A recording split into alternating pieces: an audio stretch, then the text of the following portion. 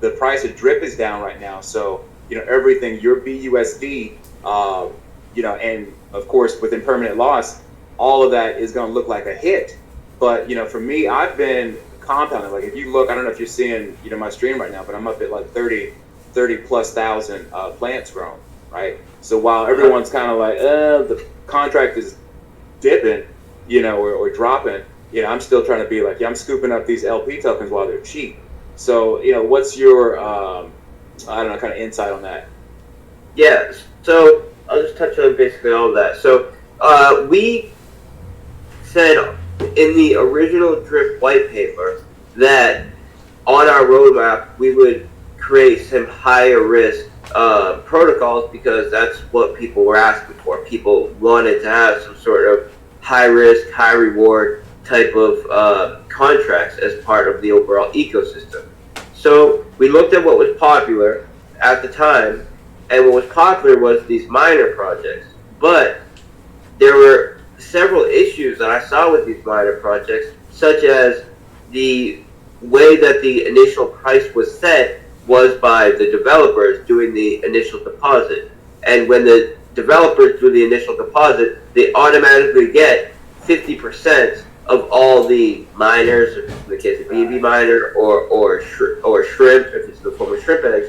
And having 50% of the starting supply, regardless of the amount of capital you deposit, basically ensure that if you want to compound as the developer, you end up with over 90% of the supply within a week or two, and you can drain the whole system. And it just becomes a ticking time bomb where at any point the developer can decide to just crash the whole thing. So I wanted to stay away from these minor projects, but there was so much demand for it that I decided, well, let me just look at these projects and see what changes I can make to it to make it more fair, less centralized, and make it more sustainable. So we made some major adjustments to the way that the initial pricing is set. For example, instead of having a deposit from the developer, which gives them 50% of the supply, we came up with a mechanism that essentially tricks the contract into thinking we made an initial deposit to set the price, and then the person who does the real initial deposit now buys those tokens based on the price that we set, instead of that initial deposit setting the price and getting 50% of the tokens, right? So this alone, make it fair, right? To drop it up from the get-go, so it's a fair game. Yeah, so this alone changed the whole projection of the project and the DeFi nature of it. Then we added elements to ensure that the amount of value to get for your capital when you make the deposit is always going to be fair, and we do this by putting a multiplier on the deposit based on based on the amount of capital in the contract and the amount of time that's passed since launch. And this allows for people to get a good amount of seeds and plants in the case of drip garden, no matter when they enter the contract. And then what determines your payout is how often you're compounding relative to other people in the system. And as long as you're compounding above the average user, you're going to keep your ROI around 3%. Now, of course, the contract balance matters to determine payout, because that the exchange rate for seeds to LP tokens is largely based on the amount of capital in the contract. But when you ensure that it's always fair for any new capital to enter the contract, and there's no centralized figure that holds 50+% of the supply from the start, then it does allow for the contract to have multiple waves of contract balance, and not just a situation where it goes all the way up and then you have that dev dump or whatever the case may be. You get that major crash and it never recovers. And because of the way that we've set it up, we've seen the drip garden do all-time highs in contract balance, have a correction, have that correction last a couple weeks, then new all-time highs in contract balance, and we've had like 3 or 4 cycles in the drip contract balance or the drip garden contract balance where we've made these corrections, hit new all-time highs, which is something that has never happened in any of these previous minor type of projects. And that's due to the changes and implementations we made to make it more fair. Now, with all of these changes, it is still essentially a leveraged form of holding drip. And this leveraging does add additional risk, as leveraging always does. And what this means is, when the price of drip is doing very well, it's going to, this positive effect is going to be compounded in the garden. And when the price of drip is correcting, this kind of effect and pressure will be compounded in the drip garden as well. It's a form of leverage. So right, that risk is going to be right. Exactly. Gotcha. Go ahead. Yeah. So I would say, if you think that we're in a good place to buy drip, then it should also logically play out that it's a good time to deposit into the drip garden. Now, because of this higher risk, I wouldn't say go all into the drip garden, and I've always said that this is a higher risk protocol and you need to treat it as such, but maybe when you buy drip, maybe you take 10% of your position to put in the drip garden, or 15% of your position to put in the drip garden. Have it like that, the same way you would never put more than 10% of your capital into a leverage trade, for example. Right now, the thing of it is, I guess, to simply put, just maybe asking you straight up for me in my case, right, where now my thinking is, with the 30,000 plus, plants that I've got, when the price of drip goes up, I should be seeing a pretty exponential amount of, I guess what you could say, daily profit, right, for whatever the seeds that I'm getting, because of course the BUSD value is going to go up, equally, accordingly. So literally, I guess literally exponential. Exactly. So for people that are like, yo, the price of, well, let's say for people that got into the garden, and when let's say the payouts that they were getting might have been like, I was getting $1,500, like, and now I'm only getting $500 or less or whatever. And ultimately, it's like, look, the price of drip has come down like by 4 times, what it was. So what do you expect? But, anyways, though, so I'm keeping it moving personally, so I just want to make sure that I'm on track. Also, you have to realize that the mechanism in the drip garden, which determines your payout, is completely dependent on how often you're compounding, to the degree that if you have not compounded in say about a month and a half, you're earning basically no yield on it. So because it starts out, when you compound, when you do the compound, you're going to be earning about 3% ROI, and then this ROI that you're earning is reduced every day until you compound again, and when you compound again, it will reset to 3%. And since it's reducing every day, once you get to past like a little over a month and haven't compounded yet, it's reduced down to the point where you're earning basically no yield. So I've made this clear, but there's still people that think that the idea of the drip garden is you make a deposit and then you essentially drain capital from it, from the life of the project, and you're going to continue to earn the same amount of yield. Well, that's not the way it goes at all, and it's specifically designed this way because we've created a value transfer for people who are draining the capital from the system to people who are compounding. And if your plan is to only drain the system, the amount that you're able to drain gets less and less and less and less, while the amount that someone who's compounding is able to compound. On that note, let me go ahead and compound these plans I got sitting in here.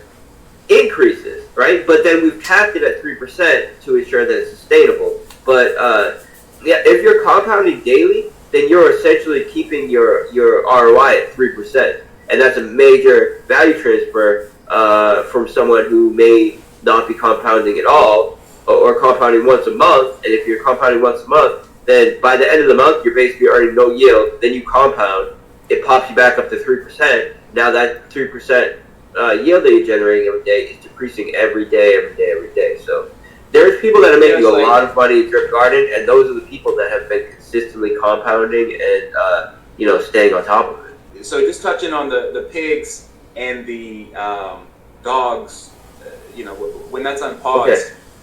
So yeah, I just want to speak. So the way that we're doing the migration, we are implementing it in a way that wherever your pigs were when the pause occurred, that's where you will be credited.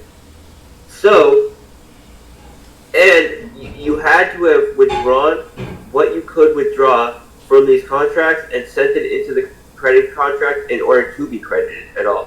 So, the way that this plays out is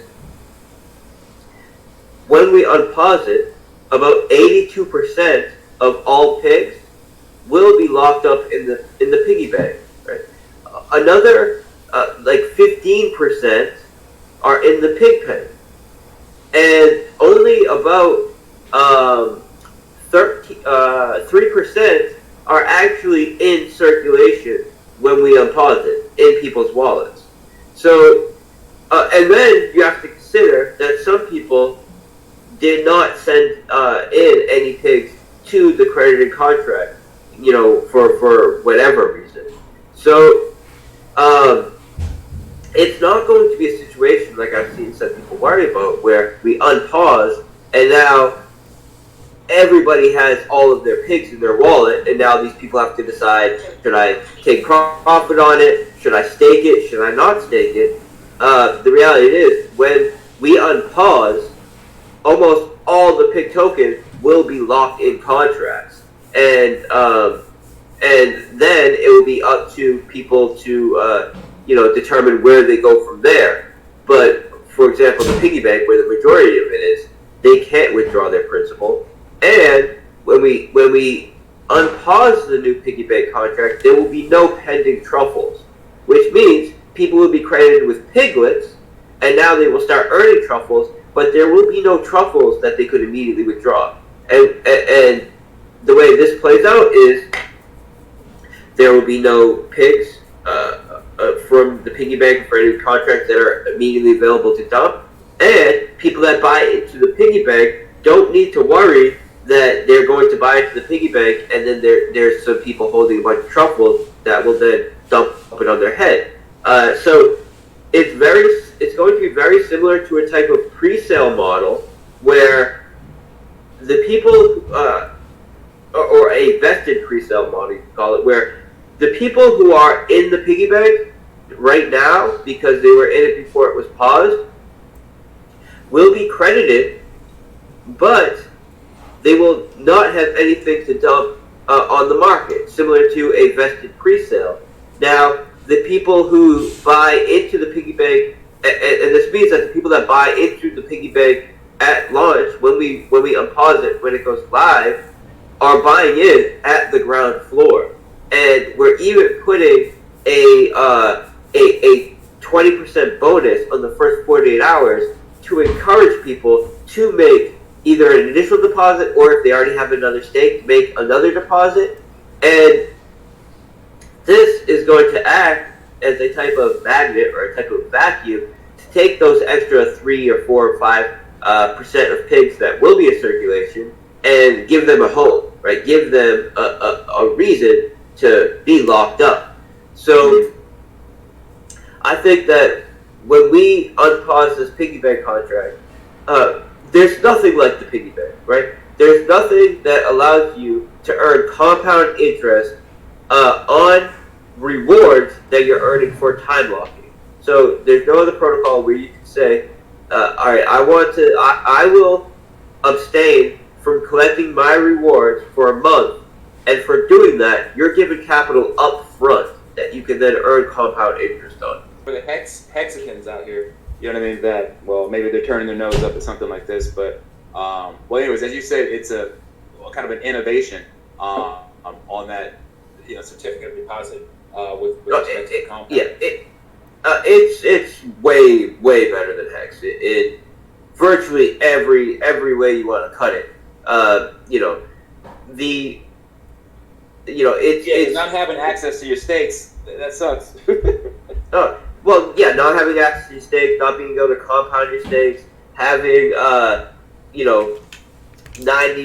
of the liquidity in the hands of one wallet, having 60+% of all rewards going to one wallet. It's more like 85% or something, and this is why you're only earning like 40% APY on Hex. It's not because Hex can't pay out more. It's because 90+% of the rewards are going to one wallet, and people have the idea that yes, but if that one wallet never spends, then it's the same as it being removed from circulation.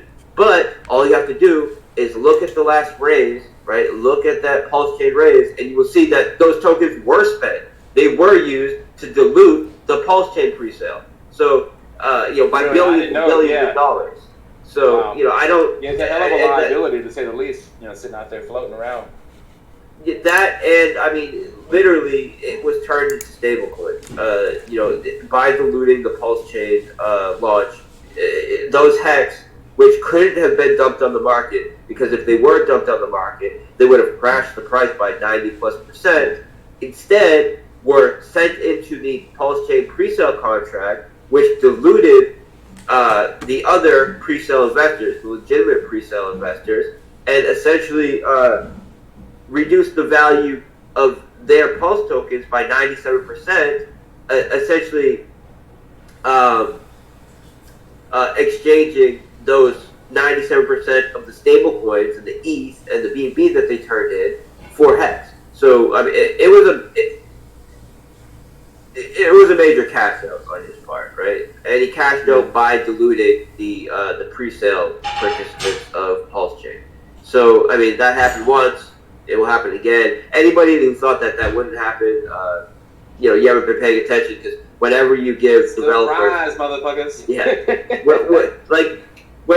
Whenever you give someone that kind of power to do it, they're gonna do it. It's just the way it goes, right? And of course, yes, there may be somebody who doesn't do it, but when they have the ability to do it, you just have to suspect that they'll do it, right? Bet on they'll do it. So, but the mechanics. Yeah, hope the best plan for the worst and all that. Yeah, but anyways, the mechanics of Piggy Bank allow you to have utility and find value in ways that no other project allows you to, and have the ability to earn compound interest on your bonus for agreeing to lock it away for a period of time. The yield that you can generate from it is way higher than any other protocol, and it's fitting the demand. It was exciting to watch it for those first couple of days, man. I was like, oh shit, this is starting to turn up. And anyway, it definitely blew up. But the issue is, when you have one person trying to bot the system, and they didn't violate any of the rules of the contract, or that it was illegal, but right, yeah, it kind of made things unfortunately a little bit unfair.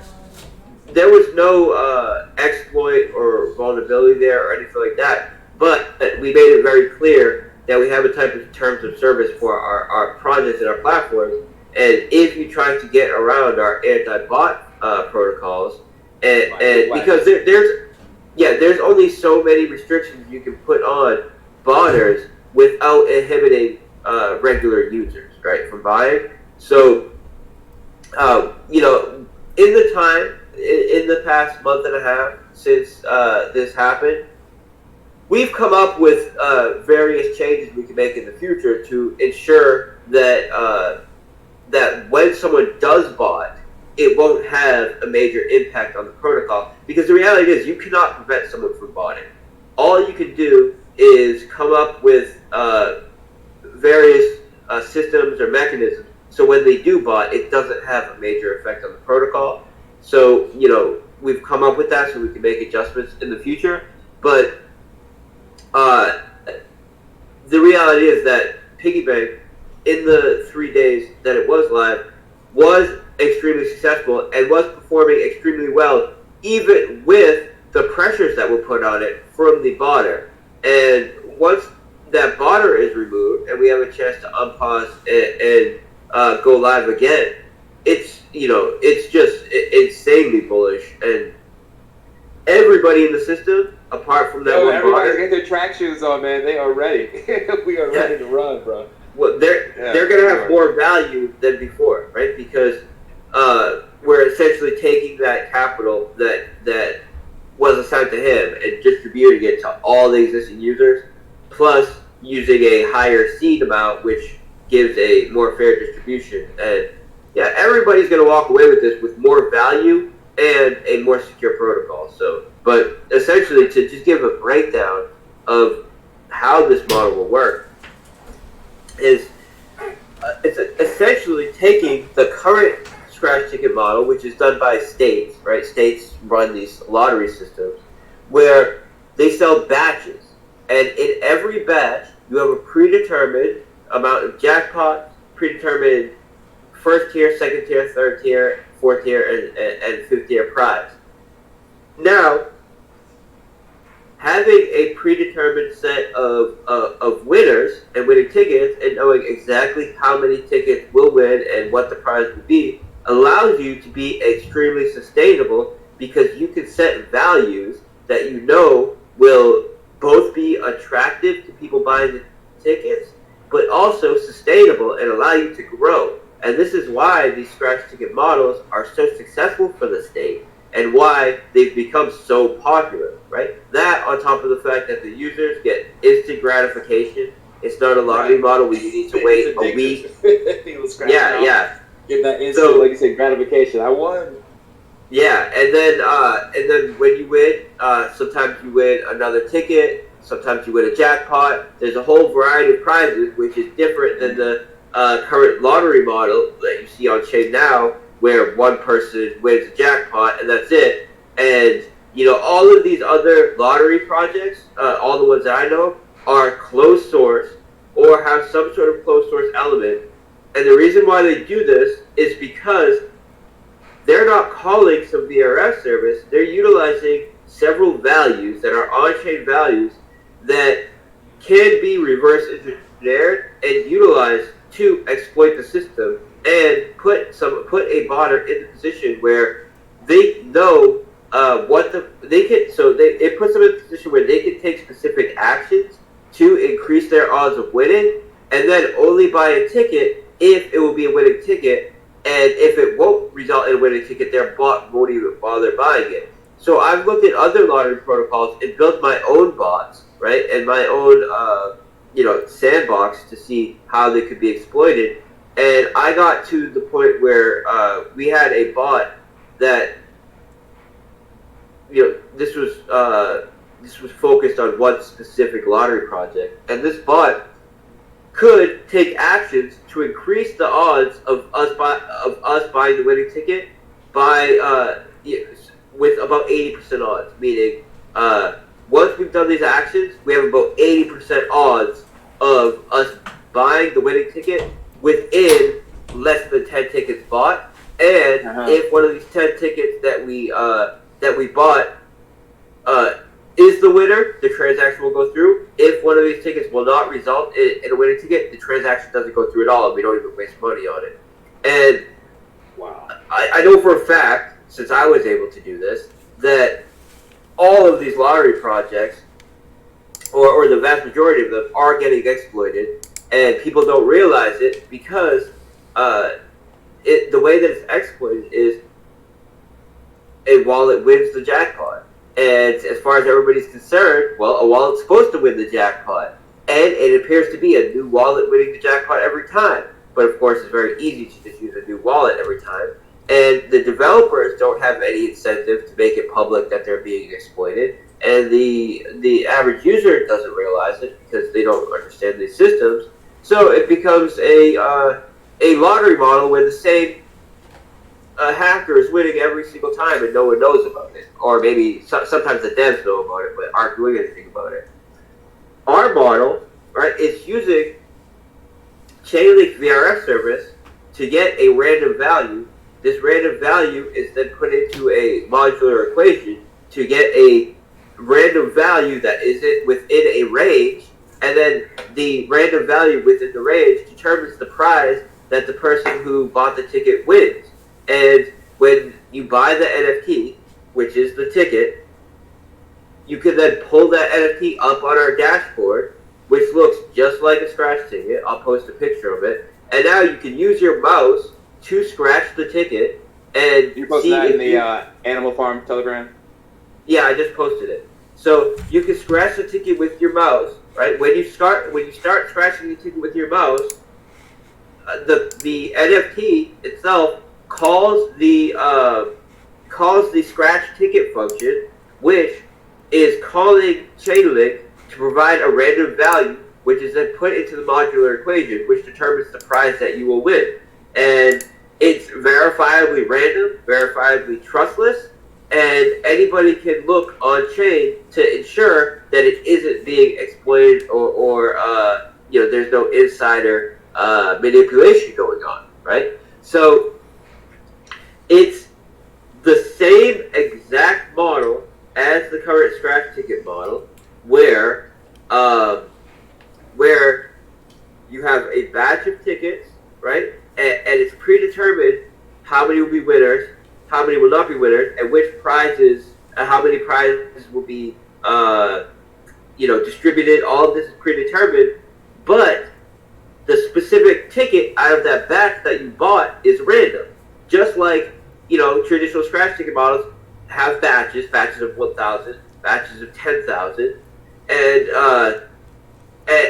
the amount of winners are predetermined, but you don't know which ticket you get, and you don't know which ticket is a winner. So it's the exact same model, and we know these models are in high demand. We know they're extremely attractive.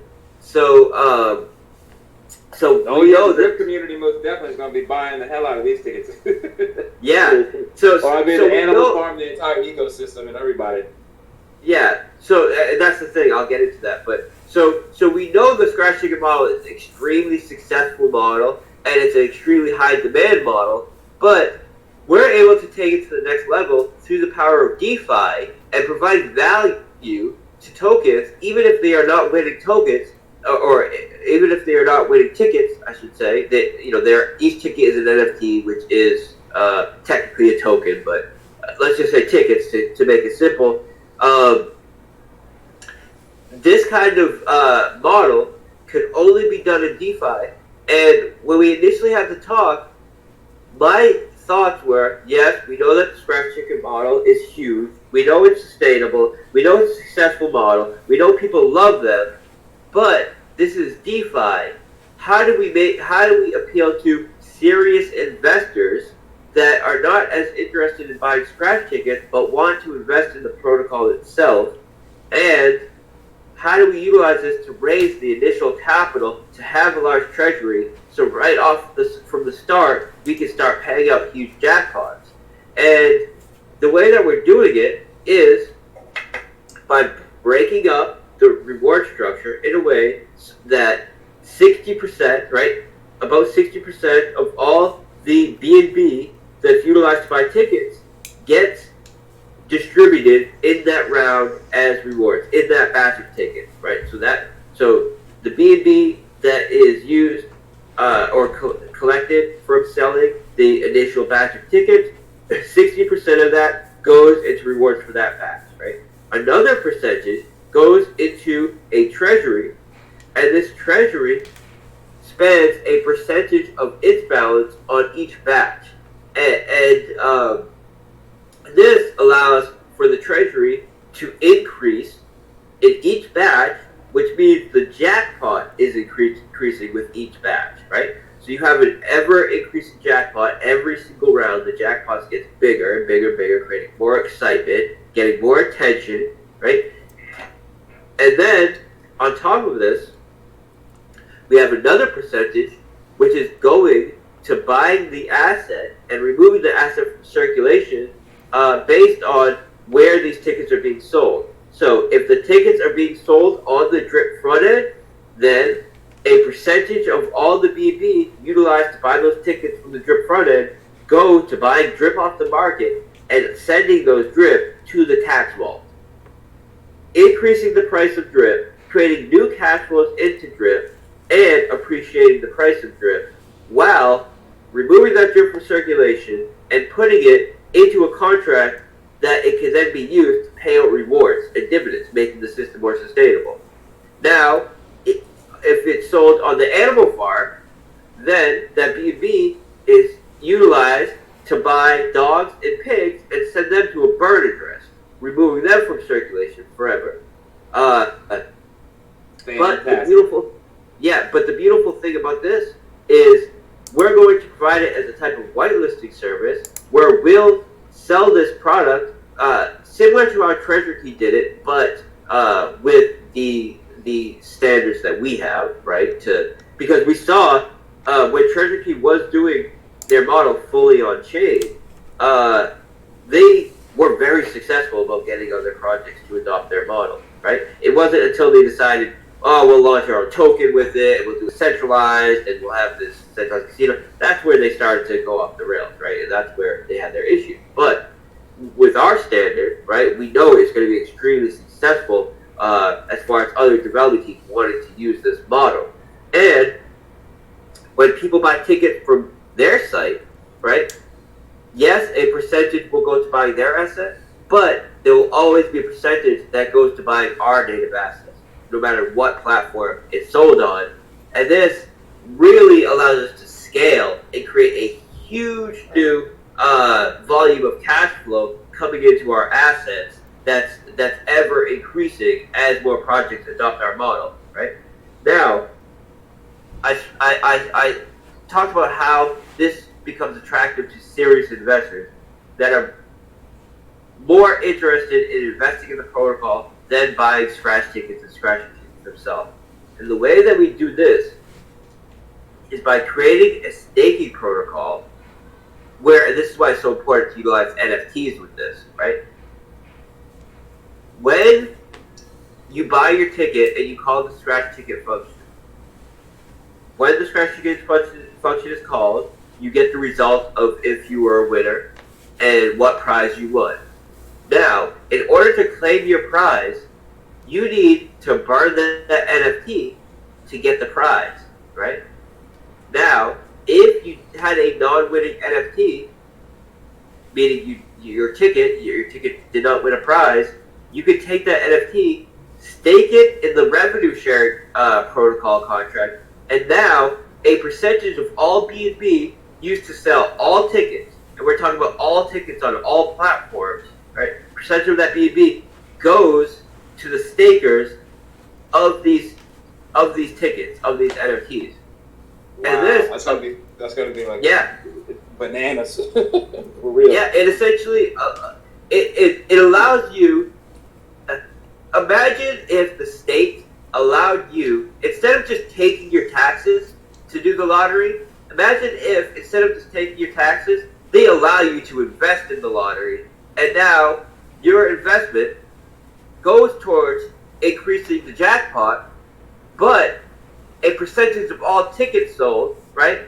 You get a percentage of that as an investor in the protocol, and that's what we're allowing. You can only do that in DeFi. So you're right, man. This is definitely going to be a game-changing type of, addition to the DeFi space. I mean, there's nothing like this happening. Yeah. And I mean, if it gets the kind of traction that, you are laying out, it's just going to be, God. Anyways, go ahead. I know it's going to be big because we already have the community, right, to make it big, but I know that this is something that other development teams are going to love and are going to really want to access. And people don't realize this, or maybe they do, but I'm getting contacted all day, every day by other development teams that want to partner with us, that want to be, have some sort of interaction with us, some sort of integration with us, and I turned down almost all of them because I have to be very careful in how we integrate But with a model like this, it's very easy to contract out. So it could be the smallest, most irrelevant project with shady devs, whatever the case may be. We can still allow them to sell tickets on their platform because we know that these tickets are secure, and no matter what, when people buy tickets on their platform, they they still have the same odds of winning. They can still collect the revenue share through our platform. A percentage is still going to buy Drift and our other assets, and there's no angle there for the dev team to do any kind of backdoor stuff because the whole protocol is handled on our end, and they're just hosting it on their site. And for doing that, they get some kickback, right? But of course, we'll be very careful about what platforms we promote who use our service. But just someone wanting to use our service and sell tickets on their website, we can open that up to essentially everyone. And this creates a lot of excitement for those dev teams and new utility and everything. But it allows us to create more cash flows every single time we open it up to someone. And this creates more buy volume in Drip, more buy volume in Dogs and Pigs, and also more revenue that gets shared with people who are staking the NFTs on our platform. So this is something that I'm extremely excited about. We are a couple months away from launching, to be conservative, a couple months away. The development is basically finished. We're in the testing phase, but I don't want to say 1 month and have it be a month and a week or something. So being conservative, say 2 months, but likely it will be before that. And we're going to have the initial raise for it in the DAO, in the REAP DAO. So when we do the initial raise, it will be in the sale of a batch of tickets, right? So when you get into the pre-sale, you're going to have a chance to win the jackpot. You're going to have a chance to win the variety of prizes from buying tickets in the pre-sale. But you'll also be able to stake those NFTs in the protocol from launch and have an immediate investment in the protocol itself from day one. Okay, so the cost of the tickets that we're looking at are 0.1 BNB, 0.5 BNB, and 1 BNB. Right, these are the cost of the tickets. So anywhere from $40 to $400. But we could lower that as well. And we're still in the testing phase. So until we finish with the testing phase, we are that we had the ability to adjust these things. But $40 on the low end seems reasonable. I think it could be a little lower though. I think it could be $20. So, but what we're looking at right now is between 0.1 BNB and 1 BNB for the sale of these tickets, right? Because the tickets don't just, as I said, they don't just represent a chance to win a prize. They're an investment in the protocol itself. So, having a it makes sense, right? Yeah, it's got to have, some type of let's call it a valued price, like upon purchase. Yeah, so we're having limited batches, right? They're sold in limited batches, and because they're sold in limited batches, it gives it value on a secondary market. For example, someone misses out on the batch, we're not able to buy a batch, right? They may want to buy these tickets, right? These non-winning tickets. So here's just an example of how it has secondary value, right? Someone buys a ticket for 0.1 BNB, they scratch it, it was not a winning ticket, right? Now they have a choice. They can stake it for a share ownership in the protocol, or they can decide to sell it on a secondary market, maybe for less than 1 BNB, because we know that it's not a winning ticket, but it still has that value for someone who'd want to buy it to get a share in the protocol itself. And I believe that what's likely going to happen is the lower tier prizes. For example, the lowest tier prize is you win your money back. Essentially, you win another ticket. instead of burning that NFT to claim the prize, I could see a scenario where people are not even claiming that early prize because the NFT itself is more valuable being staked as a share owner of the protocol. So we are at the end of the month, this month, we're going to be opening up a raise in the DAO for a project called AcquireFi, right? And then this raise will be taking place early next month, and then the month after that, we will be doing the scratch ticket raise in the DAO, and we have 3 projects right now that are under review that we're considering doing raises for, right? So there's a lot of action that we're preparing for in the DAO, and we're going to be having a lot more pre-sale raises in there. So that's something else to be very excited about. And as the DAO grows, right, and we get more members in the DAO, that gives us more exposure. We meet, we're able to do more networking.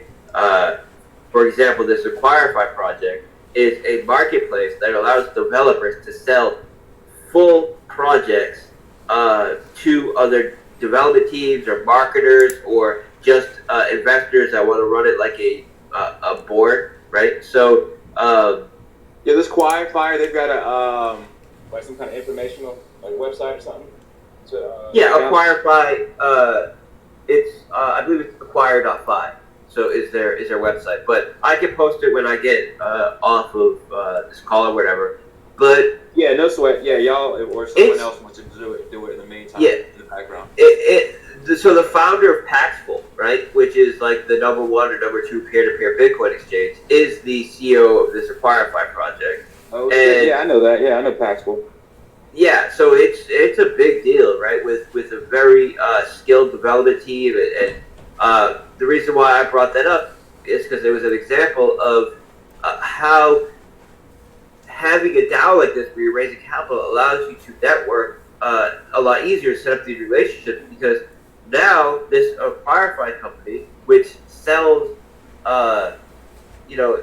DeFi and crypto related businesses, wants to host our scratch ticket model on their front page and give additional marketing because I'll be working as a broker and advisor for them, and this will give us a ton of exposure for our scratch ticket model to other development teams that want to use that marketplace to buy our services, right? And there's a lot of other services that we can put on that as well that support our existing platforms. So it's we have a ton in the works coming up, and really, as I said before, I'm fully focused on lending, insurance, gaming, and privacy. And these are the utilities that I'll be bringing to our existing models. Right? No new tokens, just bringing these utilities to our existing models. Yeah, so I want to build a bridge for bridge for Drip that allows people to seamlessly buy and stake Drip from other chains. So this would be a bridge, but I think that there are additional values that we can add to the current bridge protocols to increase privacy and give more utility to them. Now, I don't want to talk too much about this because some things have happened in the past few days that have really changed the space as far as privacy and EVM, like what's gone on Tornado Cash and these things. And I think it's I'm very excited about where that could go and the opportunities that could come up that's associated with privacy. And I wanted to build something. That also leads me to this last thing about I wanted to ask your just kind of personal thoughts about privacy coins. And then we'll wrap it up with that. So I wanted to finish your last point. Yeah, so I wanted to build something similar to Tornado Cash and launch it on BSC before Tornado Cash was on BSC. Then I heard that they were working towards launching on BSC and they were only like a couple weeks away. And I was just working on Drip at the time. So I just decided, let me just do Drip instead of doing this privacy Tornado Cash thing, because Tornado Cash, they're going to handle it. But now Tornado Cash is really, it's instead of taking a principled stance that they will aggress and escalate against companies like Slow Mist and Chainalysis who are trying to identify their users. Instead of doing that, what they've done is announced that they will be partnering with companies like Chainalysis, specifically Chainalysis, using Chainalysis Oracle to track their users and block users who try to get around U.S. sanctions and regulations, right? So I think that there is an opportunity here, right, for a company, right, or not even a company, but a protocol that is willing to take a principled stance that not only will they not partner with projects like Chainalysis to try to block and track their users, right? They will do everything in their power to escalate and prevent these companies from tracking their users, right? And I'm 100% sure that the reason why the Tornado Cash founder has done this is because he's getting pressure from the feds after the Ronin Bridge exploit, and he's a docs dev out of the U.S. He has multiple U.S.-based registered companies, and basically the feds are framing that Ronin hack as if North Korea did it, and it's a matter of social, or it's a matter of state security. Political. Yeah, so now. Yeah, so they're putting that pressure on him, where they're basically saying, you need to start complying, or you're going to be an enemy of the state, essentially. And sanctions. It's just not viable to have a security protocol where the dev is not private, and there's that weakness there.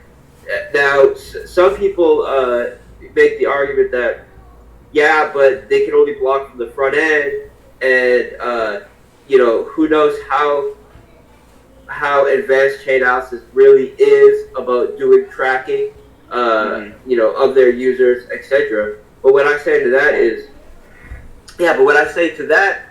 that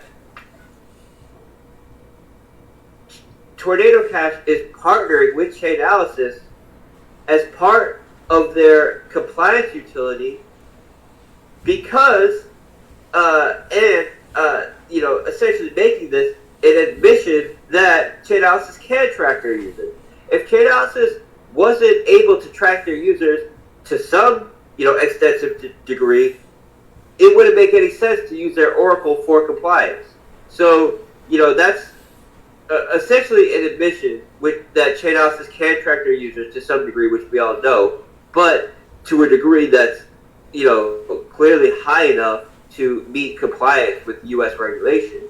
And the fact that instead of taking a principled stance and saying that we will do everything in our power to escalate against them and to innovate and try to block this in every way possible, no, they're partnering with them, implementing their Oracle to assist them in tracking their users, specifically using around U.S. regulations. It's what it is. So I understand both sides of the argument, but regardless, I believe a privacy protocol needs to take a principled stance. And principalities. It's to run a privacy project as a docs dev in the U.S. with U.S. registered companies. You're just asking to get your hands put in a vice and be led around like a puppet, essentially. Gotcha. By the Fed. Hey, and then privacy coins. Let me just say real quick. Privacy coins. The issue with privacy coins. Yeah, the issue with privacy coins is that they don't have fiat on ramps. So in order to get into them, you need to use almost always some centralized exchange that's going to require KYC, that's going to give up your ID, and then they're watching who's getting in and out of these privacy coins, and the utility and use cases of these privacy coins are extremely limited, to the point where they can't do anything involving smart contracts. So there needs to What be. about something like if you're running like how they have what pirate chain is, right? Like if you have Yeah. wrapped pirate chain on Binance Smart Chain, right? And then you have essentially acquiring through Binance Smart Chain wrapped, but then sending it over to the native chain. Is that in theory trackable once you're Yeah. like you're No, it's 100% trackable.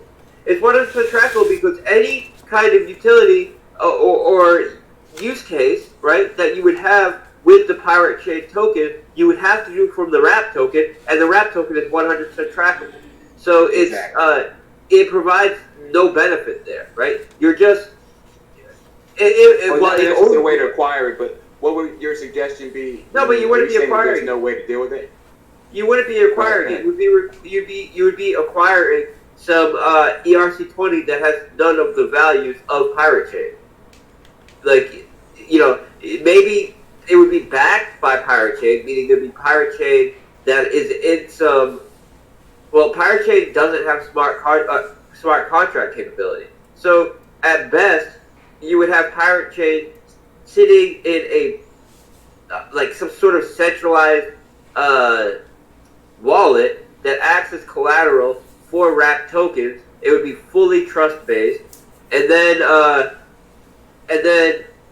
any kind of smart contract integration that you would do would have to be through the wrap token, which would be fully traceable. So it opens the door for issues because in order to have a wrapped pirate chain, you would need to have some sort of way to price it, some sort of pricing oracle. Pirate chain doesn't have the ability for smart contract integration, so it would be fully reliant on some centralized trust-based model to even get the pricing done correct. And then once the pricing is done correct, who cares, because you're not getting any kind of privacy with the wrap token anyways. So it needs to. So the privacy functionality needs to be in the EVM compatible token itself, and or you need to have some ecosystem of contracts that give privacy to the EVM token itself. So that's what Tornado Cash was doing to some degree. Now I'm in talks with a researcher that I know that that believes, and he has a working model that has that does privacy even better than Tornado Cash, right? So I'm in talks right now about doing something really, really cool. All right, broski. We'll talk to you soon, man. All right, thank you. Goodbye. All right, brother. Peace.